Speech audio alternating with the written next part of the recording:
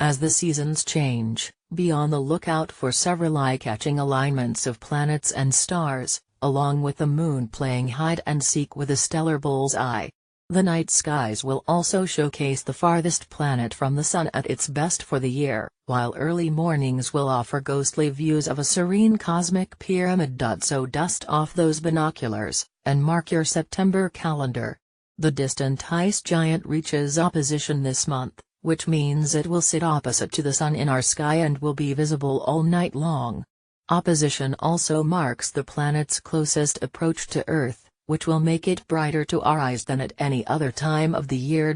Over the next few weeks, Neptune will be approximately 2.7 billion miles from Earth, and sunlight reflected off its icy cloud tops will take nearly 4 hours to reach us. Even shining at its brightest, around magnitude 7.8, Neptune is best seen through mounted binoculars or a backyard telescope. Start looking in the southeast sky within the constellation Aquarius, the water bearer.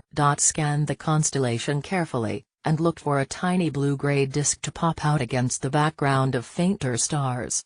The view may be even better a few days past opposition, though, because the planet may be harder to spot within the glare of the bright full moon on September 6. For a great observing challenge, look for the pairing of the planet Mercury with Regulus, the lead star in the constellation Leo, low in the eastern sky about 45 minutes before your local sunrise. Your best bet is to scan for the duo just above the horizon during the morning twilight. The waning gibbous moon will be rising near local midnight in the eastern sky, when it will glide through the constellation Taurus, the bull. That will bring the moon near the bright orange star Aldebaran, which marks the eye of the mythical bull. For lucky sky watchers across North America, the pair will be so close in the sky that Aldebaran will appear to slip behind the lunar disk in an event known as an occultation. Look for Mercury this morning teaming up with its fellow planet, Mars. Both worlds will appear like faint orange-hued stars low in the eastern sky about 45 minutes before your local sunrise. The two planets will be separated by less than half the width of the full moon's disk.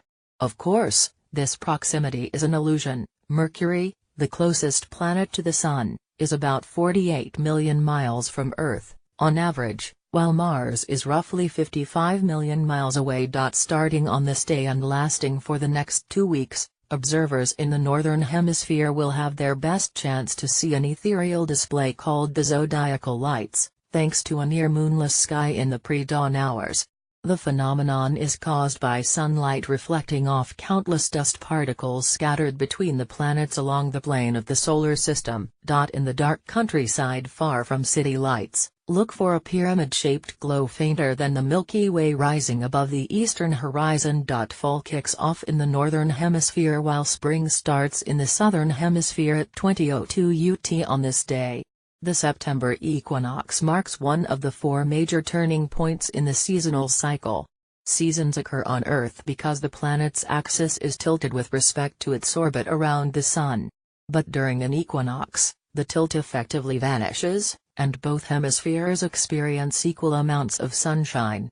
Day and night are also about the same in length. The word equinox derives from the Latin for equal night,